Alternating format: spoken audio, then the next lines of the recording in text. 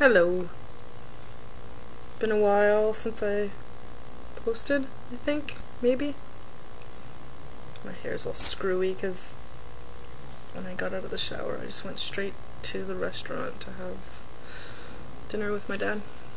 Anyways, I am at my parents' again. I don't know if you can tell, but this is my parents' house. I came here on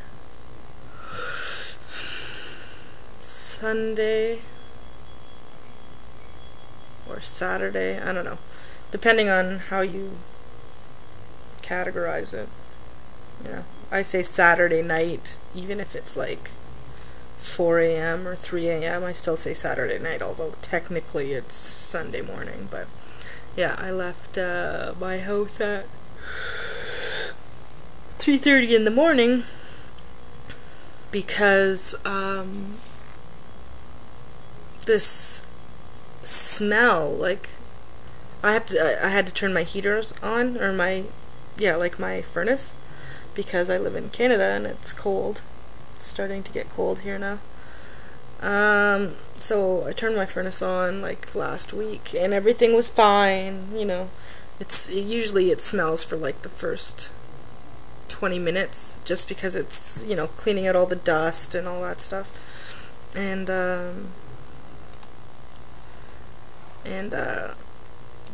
But that night that I left, I was just sitting on my bed on my laptop. It was like 3 in the morning. And then I can hear my blowers kick on, which is what blows the hot air up to my bedroom. And so yeah, the blower kicks on, and then I can smell this like really nauseating, like fumey smell, and I was like, holy shit, like that is, something's wrong with my furnace. So I grabbed my cell phone and I ran downstairs to the basement. This is like, it's 3 floors down. It's in the basement, so I'm running down all my stairs, and then I'm calling my parents. It's like 3 in the morning, and my dad, oh, excuse me, my dad sleeps beside the phone, so he's like, hello, and I was like, Dad! And he just jumps, like you could hear him awaken, I guess. You could hear him like, what? What's wrong? And I was like, there's something wrong with my furnace. And then I'm really paranoid, so I know that they're thinking, like, what's wrong or whatever. They have to make sure it's not me just being paranoid first before they freak out. And I told him, I was like, you know, there's like fumes coming out of my furnace, I can smell it. And I'm like, no, I'm not being paranoid, you know, how do I shut off the furnace? So he tells me, and I go downstairs and shut off the main,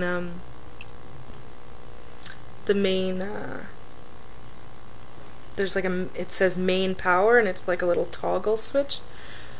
So I shut that off, and then I could still, like, my house still stank really bad. So I talked to him a little bit, and then I talked to my mom, and she was like, you know, just calm down, and there's nothing we can do till Monday anyways, and all this stuff. So eventually I let her go. She's like, open all the windows and it should air out. So I did that, and it didn't air out, and I was starting to get nauseous and dizzy, and I'm like, this isn't good, because if I'm nauseous and dizzy, then the babies have to be like nauseous and dizzy feeling or whatever. So I called my mom back at like 3:30 and said I'm gonna pack up the dogs and drive home because I can't stay here like this, and I can't get it fixed until Monday maybe. And she said okay. So I packed up the dogs and I started to drive. Wow, what's wrong with me?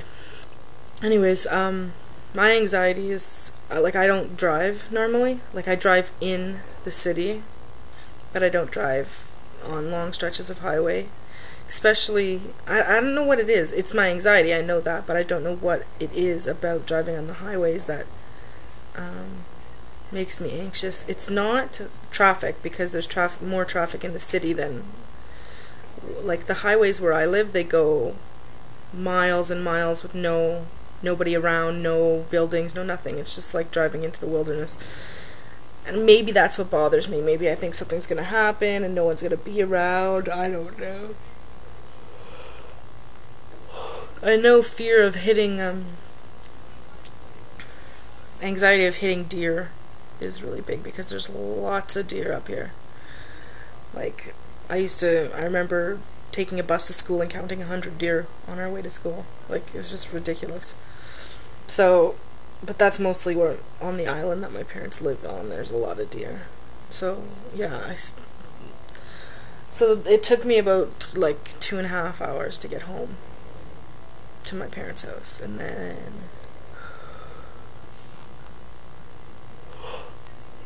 pardon me, then my dad went over on the Monday because he was on vacation, so he went over and he got my furnace serviced, and the house still smelled like that, so we don't really know what it is, but I'm glad it's not my furnace, so I can go home. I think we're going home on Monday, me and my cousin.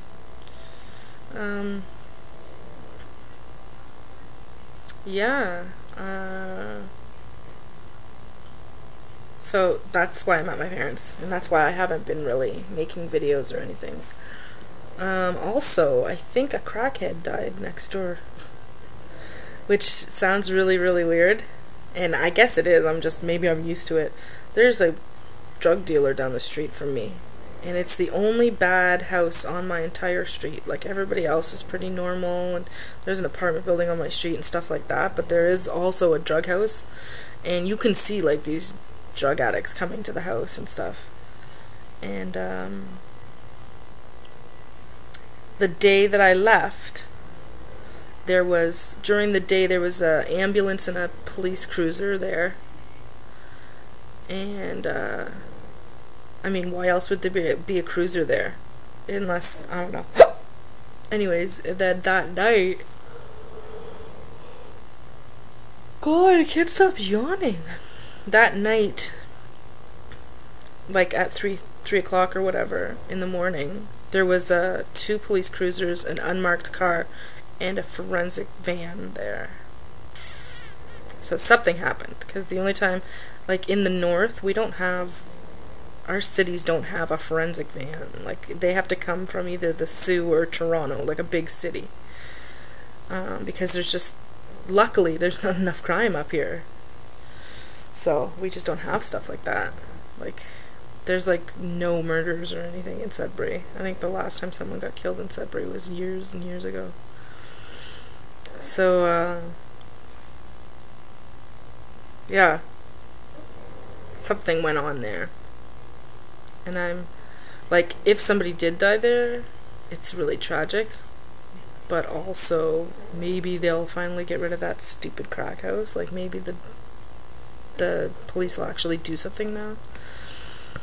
Anyways, so that's what happened to me. That's my week. That's what's happened to me.